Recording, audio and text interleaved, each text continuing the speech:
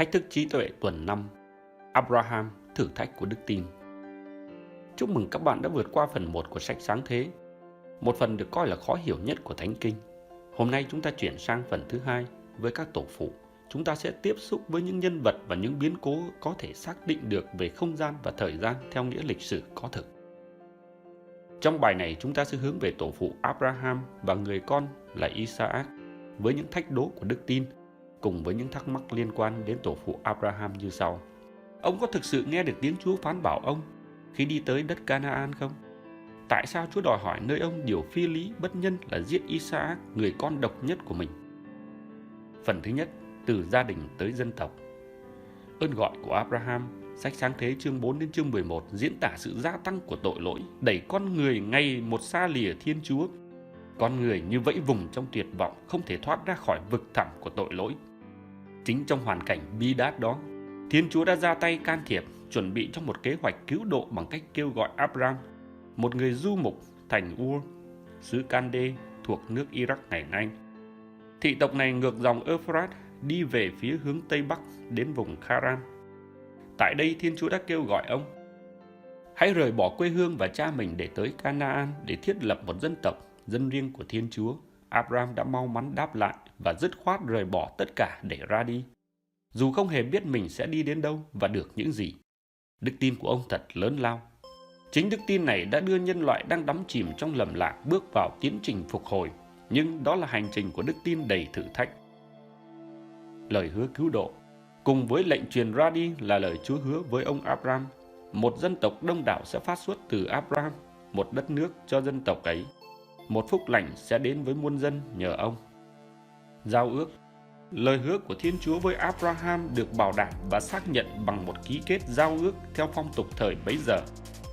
Abraham sẽ đôi những con vật được chọn làm hy lễ, đặt ra hai bên. Thiên Chúa đã lấy hình ngọn lửa đi qua để chứng tỏ sự cam kết giữ lời hứa với Abraham. Ai vi phạm sẽ chịu số phận như con vật bị phân thây. Sau này Thiên Chúa còn lặp lại lời hứa với Abraham và đổi tên ông thành Abraham, nghĩa là cha của nhiều dân tộc, để nói trước tương lai của ông. Thử thách. Bà Sarah, vợ ông là người hiếm muộn, đã cao niên mà chẳng có con. Thiên Chúa đã thực hiện lời hứa thứ nhất khi ban cho hai ông bà nụ cười là Isaac, bởi vì bà Sarah đã cười khi thiên sứ báo tin rằng ông bà sẽ sinh một con trai. Nhưng sau đó Thiên Chúa lại tiếp tục thanh luyện niềm tin của ông khi yêu cầu ông hiến tế Isaac, một thử thách quá sức chịu đựng. Abraham đã vâng phục. Lòng tin này thật phi thường, vượt trên mọi lý luận, vượt trên mọi tính toán và tình cảm của con người. Tuyệt vọng mà vẫn một niềm cậy trông. Mặc dù không còn gì để trông cậy, ông vẫn trông cậy và vững tin. Ông tin rằng dù thế nào đi nữa thì Thiên Chúa cũng sẽ thực hiện lời hứa của mình. Vì với Thiên Chúa, nào có gì mà không thể. Một lần nữa chúng ta lại thấy vai trò quan trọng của đức tin trong công trình cứu độ. Ơn cứu độ của cả thế giới bắt đầu với niềm tin của Abraham thế nào, thì ơn cứu độ của mỗi người Kitô hữu cũng bắt đầu với niềm tin của mình như vậy. Chấp nhận mọi điều Chúa dạy và mọi điều Chúa đã hứa. Với đức tin ấy, chúng ta có thể bước vào sự hiệp thông với Thiên Chúa qua đời sống cầu nguyện và kinh nghiệm thiêng liêng với Thiên Chúa mỗi ngày. Tương quan với Tân Ước, chúng ta sẽ tìm ra những so sánh thú vị trong trình thuật này, trong cái nhìn từ Tân Ước. Thứ nhất, chữ yêu lần đầu tiên được dùng trong Kinh Thánh, được ghi lại trong bản văn này. Khi Chúa phán cùng Abraham: hãy đem con của ngươi, đứa con yêu dấu của ngươi là Isaac, hãy đi đến xứ Moria mà dâng nó làm hy lễ toàn thiêu ở đấy. Đây là lần đầu tiên chữ yêu được xuất hiện trong Kinh Thánh. Nó không phải để diễn tả tình yêu nam nữ hay tình yêu vợ chồng, mà là diễn tả tình yêu giữa cha và con. Thật thú vị khi bạn biết rằng chữ yêu lần đầu tiên được dùng trong Kinh Thánh Tân Ước cũng để chỉ tình yêu giữa Chúa Cha và Chúa Con. Và chữ này được dùng nhiều lần trong Tin mừng của Thánh Gioan, là tình yêu của Thiên Chúa dành cho mỗi chúng ta. Đây không phải là sự ngẫu nhiên, nhưng cho thấy bản chất thực sự của tình yêu. Thiên Chúa là tình yêu. Ngài luôn đi bước trước và tình yêu của Ngài dành cho chúng ta luôn lớn hơn tình yêu của chúng ta dành cho Ngài. Thứ hai, giáo hội luôn luôn nhìn nhận Isaac là hình ảnh tiên báo người tôi tớ đau khổ. Không cần phải là nhà thần học hay thánh kinh, bất cứ ai đọc hay xem phim về Abraham, khi nhìn thấy Isaac vác củi lên núi Moria, đều nhìn thấy hình ảnh của Đức Giêsu đang vác thập giá trên đồi Can-vê. Hình ảnh Isaac nằm trên bàn thờ để bị sát tế cũng làm cho chúng ta nhìn ra hiến lễ của Đức Giêsu Kitô trên cây thập giá. Abraham đã được Thiên Chúa hứa rằng đấng cứu thế sẽ xuất phát từ nơi ông. Vì thế, trong biến cố sát tế Isaac, Thiên Chúa đã hành động và là dấu chỉ rằng mọi lời hứa với ông sẽ được ứng nghiệm. Ơn cứu độ sẽ được thực thi qua sự chết và phục sinh của Đức Giêsu Kitô, hiến lễ tinh tuyển và duy nhất. Như thế, việc đòi sát tế Isaac của Thiên Chúa để thử thách lòng tin của Abraham không phải là một đòi hỏi phi lý hay bất nhân, nhưng nó là một lời khẳng định rằng Thiên Chúa có quyền tối thượng trên sự sống của con người. Tuy nhiên, khi hủy bỏ đòi hỏi này để cho Isaac được sống, cho thấy Thiên Chúa không muốn nhận của lễ toàn thiêu bằng sinh mạng của con người. Đây là một bài học kép quan trọng trong bối cảnh các dân tộc lân bang đang giết các trinh nữ để tế thần linh của họ. Đây cũng là một sự tiến bộ của độc thần giáo, một Thiên Chúa duy nhất, yêu thương con người và phê phán hủ tục giết người vô tội để tế thần linh.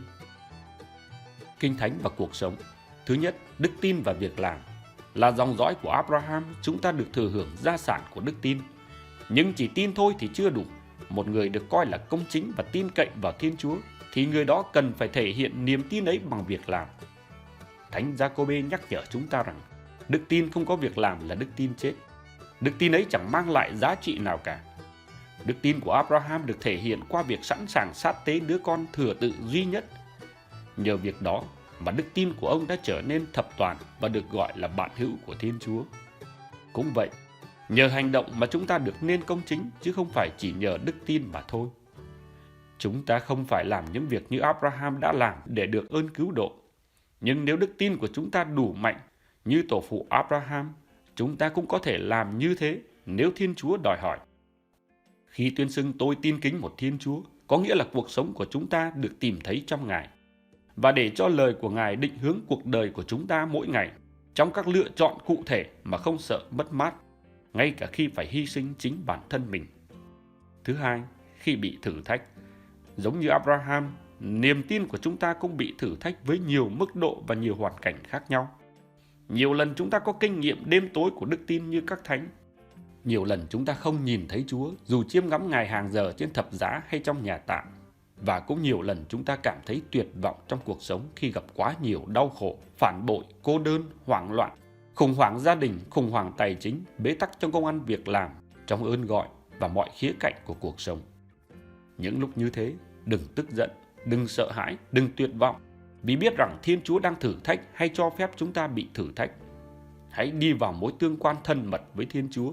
Đấng đã uống cùng một chén đắng để chúng ta biết rằng chén đắng ấy không có thuốc độc, nhưng có giá trị cho ơn cứu độ đời đời. Qua thử thách, đức tin của chúng ta sẽ trưởng thành hơn, mạnh mẽ hơn, hầu có thể nhìn thấy Thiên Chúa một cách rõ nét hơn và qua những thử thách để cảm nghiệm được hy vọng, niềm vui và bình an. Thứ ba, chính Thiên Chúa sẽ lo liệu. Đây là câu mà Abraham đã trả lời Isaac khi hai cha con đang vác củi lên núi Moriah. Isaac hỏi cha, có lửa, có củi đây, còn chiên để làm lễ toàn thiêu đâu cha? Abraham đáp, chính Thiên Chúa sẽ liệu. Toàn bộ đức tin của Abraham có thể được tóm gọn trong câu nói này. Câu nói này cũng được dùng để đặt tên cho ngọn núi Moriah. Thiên Chúa sẽ lo liệu. Mỗi chúng ta đều có kinh nghiệm riêng trên ngọn núi này khi chúng ta gặp thử thách bởi nhiều hình thức khác nhau, tâm lý, tình cảm, tội lỗi, bệnh tật hay các mối quan hệ. Chúa sẽ lo liệu khi chúng ta cùng đường cụt lối, khi mà chúng ta bị bế tắc tưởng chừng như không thể vượt qua. Một ai đó đã nói, sự cùng quẫn của con người là cơ hội của Thiên Chúa. Chim trời và hoa cỏ ngoài đồng, Chúa còn để cho chúng được không phải thiếu thốn. Chẳng lẽ Ngài lại bỏ rơi chúng ta là con cái Ngài sao? Để kết thúc bài học hôm nay, tôi xin kể một câu chuyện có nhan đề Có ai ở dưới đó không? Câu chuyện về một người đàn ông rơi xuống một vách đá. May thay, trong khi rơi xuống, anh ta túm lấy được một cành cây. Nhìn xuống vực thẳm từ hẻm núi sâu, anh ta kêu lớn tiếng, cứu tôi với, có ai đó không? Xin cứu tôi với, có ai dưới đó không? Sau một khoảng im lặng, một giọng nói trả lời, có ta đây. Anh ta hỏi, ông là ai? Ta đây, ta là Thiên Chúa của ngươi. Ôi, thật là đáng tin cậy. Người đàn ông nói, cảm ơn Chúa, Chúa đã đến cứu con. Phải, ta đến cứu con đây. Nào hãy buông tay ra, ta sẽ đỡ ngươi, buông ra. Người đàn ông suy nghĩ một lát rồi hỏi, thế có ai khác ở dưới đó không? Đôi khi sự thử thách lớn nhất của đức tin là buông mình để tín thác trọn vẹn vào sự quan phòng.